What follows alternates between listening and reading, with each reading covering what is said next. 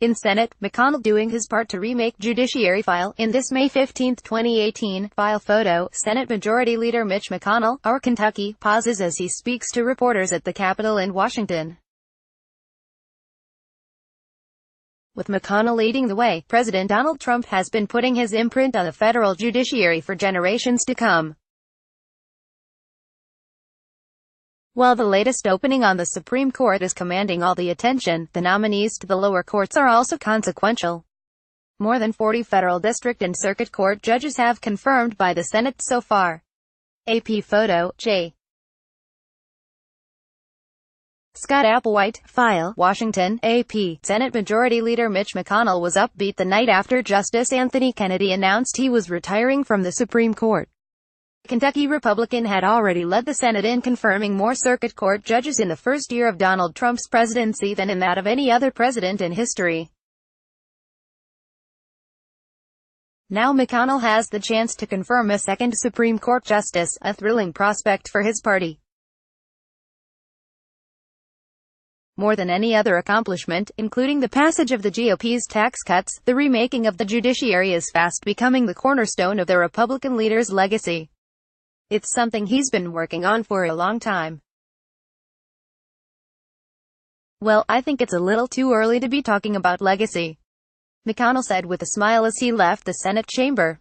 A year and a half ago, I said it was a top priority, he said about confirming judges, and it remains so.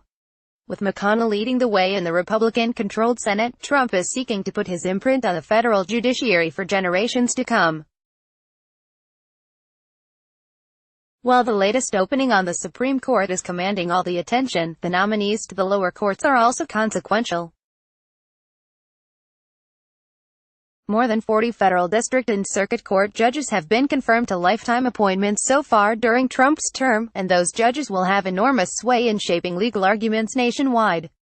Nearly 100 other judicial nominees are awaiting Senate confirmation. In all, there are more than 150 vacancies on the courts. The GOP's focus on the judiciary has been sharpened by their narrow 51-49 Senate majority, which has made passing legislation difficult. 60 votes are normally required to advance a bill, while judges can be confirmed with a simple majority. The newcomers to the bench follow a type.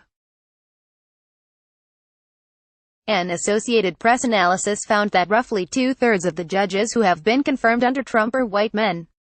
Of the 42 confirmed nominees, including Supreme Court Justice Neil Gorsuch, none are black.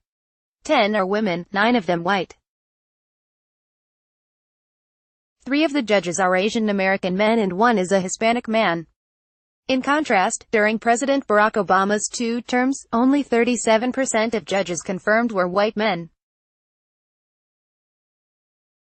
Nearly 42% were women, the highest share of female judicial appointments of any president. What the administration is seeking is to transform the face of the entire federal judiciary, said Nan Aaron, president of Alliance for Justice, a liberal group that tracks court issues. The nominees share one basic characteristic, their hostility to progress that's been made in women, workers and civil rights as well as health and safety over the past several decades, she said. This probably is the most extremist slate of judges we've ever seen. Conservative judicial advocates say the judicial appointments are correcting the leftward tilt of the bench. They see Trump and McConnell's revamping of the courts, in the face of Democratic filibusters that stall even popular nominees, as more important than even legislative victories.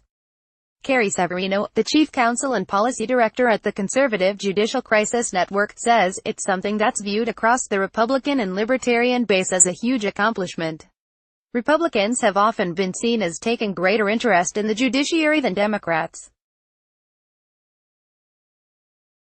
McConnell works closely with the Federalist Society, which is at the forefront of conservative judicial thinking, and he helped the group draft Trump's list of 25 potential Supreme Court nominees.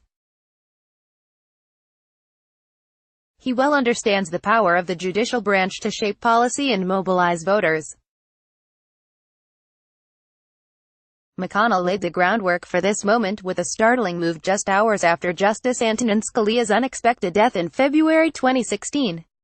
He announced the Senate wouldn't consider Obama's nominee because it was a presidential election year. He followed through on that vow, holding the seat open until after Trump took office. Democrats remain livid over the move to this day, calling it a stolen seat.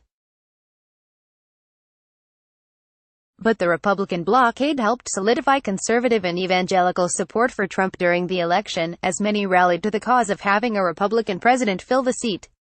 McConnell has characterized the gambit as his single greatest achievement. Douglas Johnson, the senior policy director for National Right to Life, says the federal judges being confirmed are extraordinarily qualified. He praised McConnell for recognizing, "This is important. We saw Sen. McConnell's extraordinary leadership at the time of Scalia's death. This is a continuation of that," he said. Those familiar with McConnell's thinking on the judiciary saw him beginning to play the long game, the title of his autobiography, years earlier. It began when Democrat Harry Reid of Nevada, then the Senate Majority Leader, changed the rules of the Senate. Frustrated with GOP roadblocks in the Obama era, the Democrats eliminated the filibuster for nominees for the administration and judiciary, other than for the Supreme Court. In practice, that means that 51 votes, rather than 60, are needed to confirm nominees. Reid's move was so inflammatory, it is known as the nuclear option, that it came with a warning from McConnell on the Senate floor. "I say to my friends on the other side of the aisle, you will regret this, and you may regret it a lot sooner than you think." After Republicans won control of the Senate in 2014, McConnell became leader, and the confirmation of Obama's nominees started grinding to halt. As Trump was about to take office, there was what some call an emerging vacancy crisis, with some 100 openings in the judiciary. Scott Jennings, a former George W. Bush administration official and longtime McConnell strategist, said the Senate leader saw in the judicial openings the opportunity to restore some balance. Jennings said, "It became clear to him that one of the things he could do is set up the next president to remake the judiciary." In early 2017, when Gorsuch's nomination was headed toward a Democratic-led filibuster, which McConnell's office notes would have been the first ever of a Supreme Court nominee, the Republicans changed the rules again to allow the confirmation of justices with 51 votes. "I think it's paid off," Jennings said. "Laws can be changed, regulations can be wiped away, but these federal judicial appointments are lifetime." He added, "For 30 years we'll be talking about the Trump-McConnell courts and their impact." Associated Press data editor Megan Hoyer in Washington contributed to this report. Online and interactive on judicial diversity is available at https://interactives.app.org/nominee-diversity___. Follow Mascaro on Twitter at https://twitter.com/Lisa Mascaro. Copyright 2018 The Associated Press. All rights reserved. This material may not be published, broadcast, written or redistributed.